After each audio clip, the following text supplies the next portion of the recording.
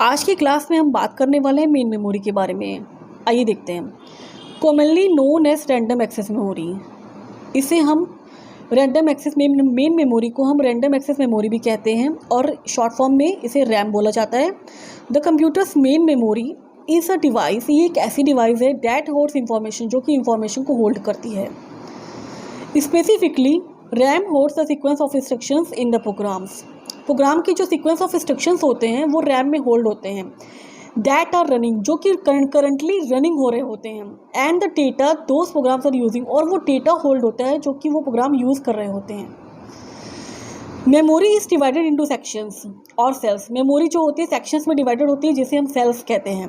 That each hold an equal amount of data, जो कि each cell जो है वो इक्वल अमाउंट ऑफ डेटा को होल्ड करता है।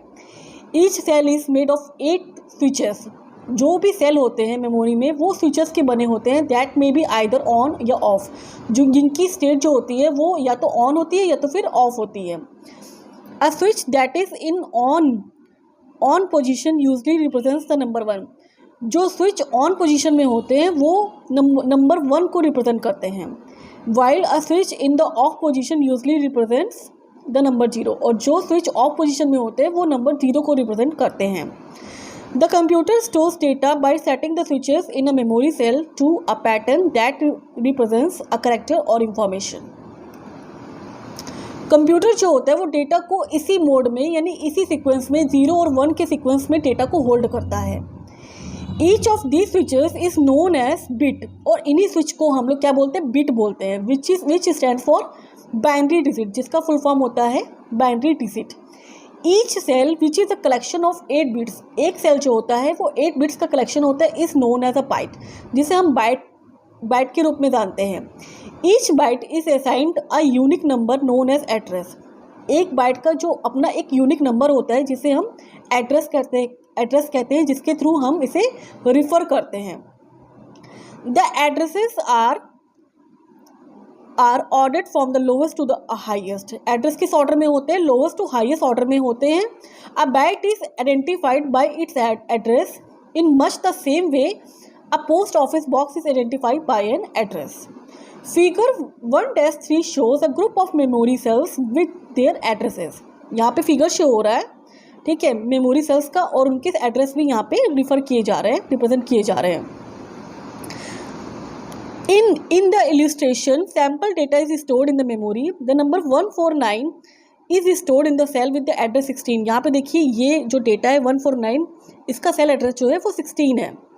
यहाँ पे ये रिप्रेजेंटेशन मेमोरी का, मेन मेमोरी का रिप्रेजेंटेशन इस फिगर में दिखाया गया है।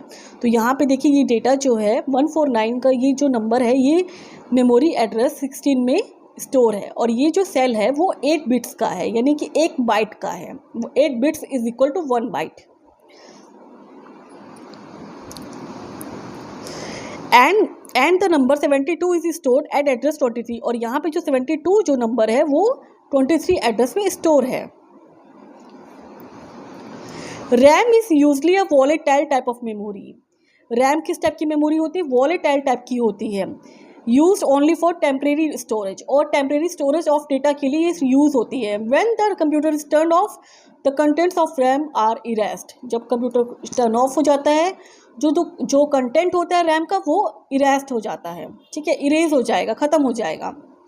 इसीलिए रैम को हम लोग वॉलेटाइल मेमोरी कहते हैं, या इसे कहा जाता है। आइए अब बात करते हैं सेकेंडरी स्टोरेज की। Secondary storage is a type of memory that can hold data for a long period of time. Secondary storage एक ऐसी टाइप ऑफ मेमोरी होती है जो कि डेटा को लॉन्ग पीरियड ऑफ टाइम के लिए होल्ड करके रखती है। Even when there is no power to the computer, अगर कंप्यूटर की पावर नहीं भी आ रही है तब भी इसमें डेटा स्टोर रहता है। Frequently use program are stored in secondary memory and loaded into the main memory as needed. जो प्रोग्राम अक्सर यूज़ होते हैं, ज़्यादातर यूज़ किए जाते हैं, वो सेकेंडरी स्टोरेज मेमोरी में स्टोर किए जाते हैं, और जब उनकी ज़रूरत पड़ती है तो उसे मेन मेमोरी में लोड कर दिया जाता है। Important information such as word processing documents, payroll data and inventory figures is saved to a secondary storage as well. Thank you.